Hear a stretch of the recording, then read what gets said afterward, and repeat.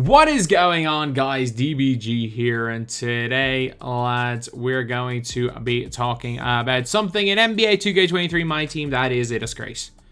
An absolute disgrace. First of all, let's go and open up one of our packs right here. Let's go and open up this one while we set up the situation. So, 2K have advertised lock-ins. They've advertised lock-ins, Galaxy Opals, Dark Matter lock-ins, but they fecked up. And they fecked up really, really badly. So basically, they advertised a Dark Matter lock-in for one of the sets, but they decided to...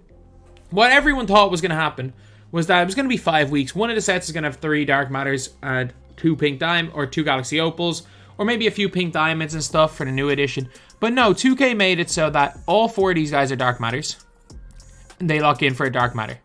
And then they made it so that these guys are all Galaxy Opals and they lock in for a Dark Matter. So basically what the community have realized is that there's going to be gatekeepers in each of these tiers. By the way, for anyone gatekeeping on idols, this is the most wild thing ever. Anyone, like, people have gatekept TJ Warren at like 40k, and I'm like, dude, there's literally there are no 100k Galaxy Opals other than Şengün. They're not going to give you someone as good as Şengün. But what has now happened is Ben Wallace is like one of the rarest players in the game. Like, you're seeing here, okay, there's a few more. There's been a few more here. But you're seeing Ben Wallace is rarer than Clyde Drexler. Like, there are more Ben Wallaces up than there are Clyde Drexlers. Or maybe it's changed. It's flipped. It's flipped. Okay, there are now slightly more Clyde or Ben Wallaces than Clyde Drexlers. But up until like 15 minutes ago, Ben Wallace was rarer than Clyde. Do you want to know why they did that? Because everybody was using cards as gatekeepers. So you see these cards right here. Danny Granger, De'Aaron Fox, Dennis Rodman. People were buying these guys for really expensive. And, I mean, rightfully so, to be honest. Because at the end of the day, these cards here lock in for a Dark Matter. And 2K didn't realize they fecked up. So now what they've done is they basically made it so that... Remember last week when you couldn't pull any of these guys? Now you can only pull these guys. If you're getting a Galaxy Opal, you're only pulling a Tyler Hansbrough.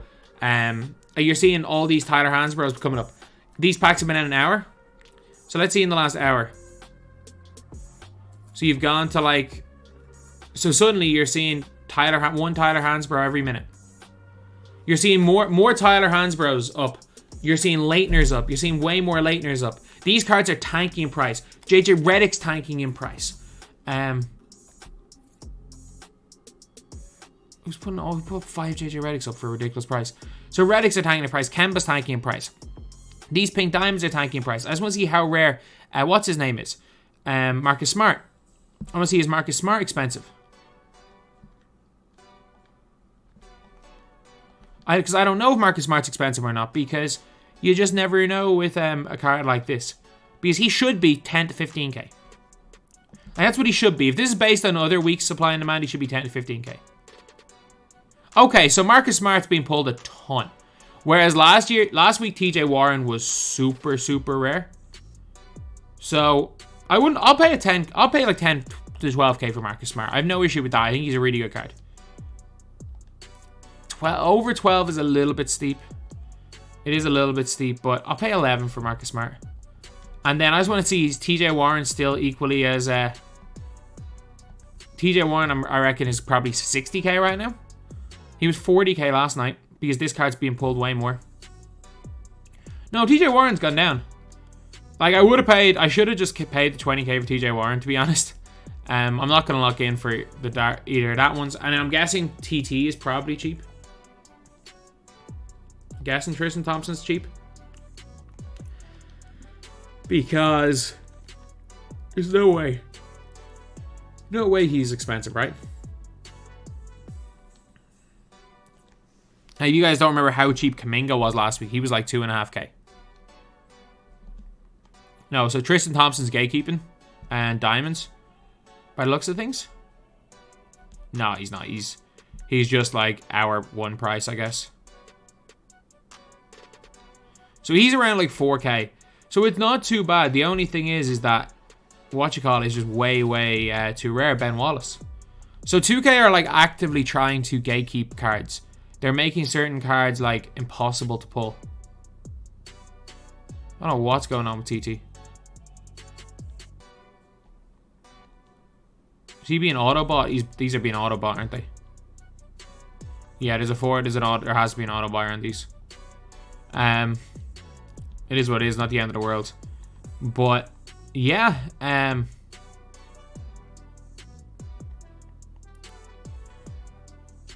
but, like, with these cards right here, they've just made the bracket... Last week, they made the bracket busters impossible to get. And now bracket busters are, like, incredibly... They're making only bracket busters coming out. And then they're gatekeeping certain cards. And, like, this... It doesn't really work, like... It makes stuff bad. Like, what they actually did was make the bracket buster concept a bad thing.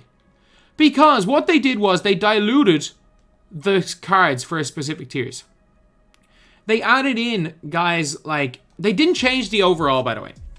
Like, they didn't change your likelihood of pulling a high tier card, of pulling like a high tier card. But what they did was they added more of the high tier cards in, making it extremely unlikely to pull anyone.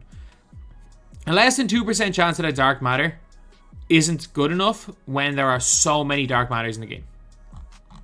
Like, when you can get, in these packs, when there are 4 dark matters in these packs, and most people today that are pulling dark matters are getting Jimmer. There are 4 dark matters in these packs. It's just not good enough. When there are so many Galaxy Opals, there are 5 Galaxy Opals, and then it seems like Bill or Clyde and Ben Wallace's pull rates are the same, which I'm guessing is probably 0.3% to get them. Like, it becomes really difficult.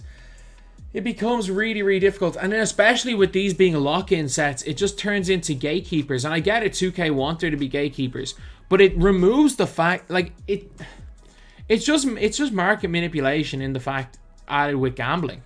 It's gambling with market manipulation. It's just frustrating, man. It is just frustrating that we have to see this crap on a day.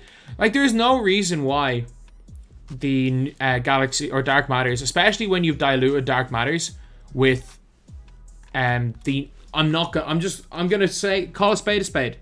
Like, you've diluted the Dark Matters with Jimmer Fredette, who is basically just the free Jar Jack card we've gotten. Grand Hill's very good. I'll admit it, Grand Hill's very good. And Greg Oden. Like, you've diluted Dark Matters with two guys that are worse than some pink diamonds in Oden and Jimmer.